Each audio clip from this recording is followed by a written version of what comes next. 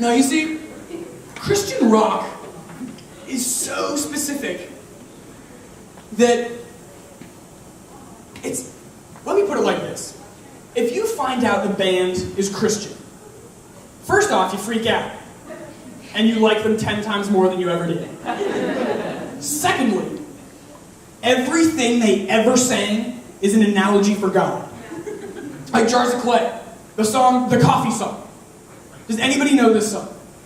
The coffee song. Oh gosh, I'm dating myself here. And I thought I was single. No,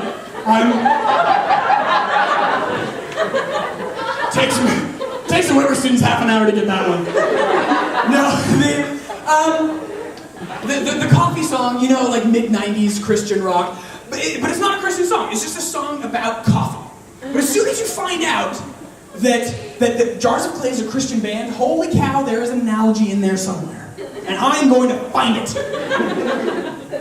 Let's see, what are the words? Oh, cappuccino, double espresso. I need something with a really big kick. You asked me about creamer, you asked me about sugar. I tell you, that stuff makes me sick. Got it! God is coffee. He's addicted to caffeine like he's addicted to God's love. Jesus is the cappuccino. The Holy Spirit is the espresso. Because they are the Trinity. They are coffee, but they're separate entities. That is the perfect analogy for the Trinity. That is going in a children's sermon. Oh, and the creamer and the sugar, that's Satan and sin. You don't want that polluting your coffee. Drink it black, drink it pure. That's my motto in life. And then maybe you find out that they actually aren't a Christian band, and then it just goes back to being a song about coffee. But Christians tend to be very forgiving people. And I don't mean it in the traditional sense of you done me wrong, but I forgive you because you're Christian and I'm Christian sort of way. No. I mean it in the sense, your music sucks, but I'm still going to buy your CD sort of way. Like Creed. Please tell me you have heard of Creed. Thank you, otherwise this whole next section wouldn't have worked. Creed. And for those of you who don't know, it's the Can You Take Me Higher? Oh my gosh, that was tolerable the first 3.5 times they played it on the radio. And then they came out with Arms Wide Open. That is the most miserable song I've ever seen. It's about his wife giving birth to his son. He should be happy. With arms wide open! Oh my gosh! Put it back in, we don't want it!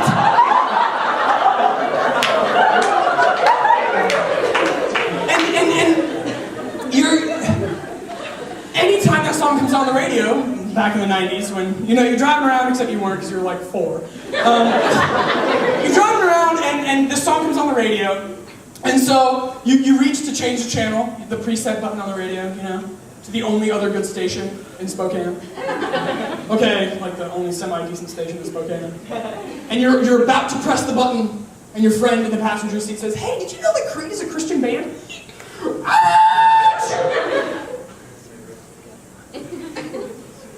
What? Yeah. They're a Christian band. They're a Christian rocker? No. They're not Christian rock. They are a rock band who happens to be Christian. There is a difference. Okay, but they're Christian. Yeah, they're definitely a Christian band. Okay, I guess we could listen to the end of the song. In fact, let's just go buy their CD. Why are we so forgiving? And we don't just do this with musicians, athletes. Tim Tebow. Everyone, if you're a Christian and you know who Tim Tebow is, you have to love Tim Tebow. You don't have an option. Because if you don't, he's a Christian who, he's not one of those Christians who makes you feel ashamed to be Christian. And he's also unique in the sense that he's actually good at what he does. So he's not a Creed.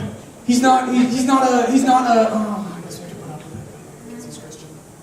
No, he's actually a good athlete.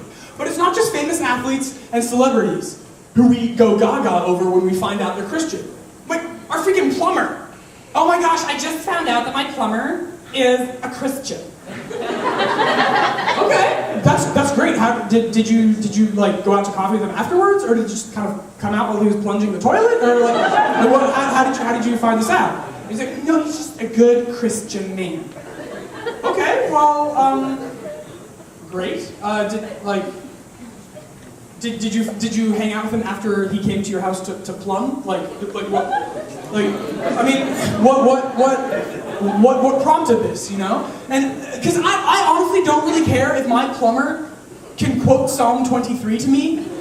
I want to know if my toilet is going to flush next time I take a dump.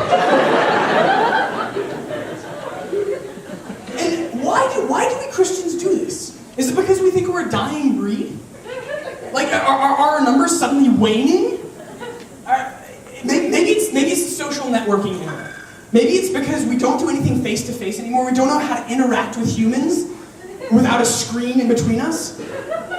Maybe that's why. Like, if you find out somebody's a Christian, oh my gosh, you're Christian too! Let's form a Facebook group.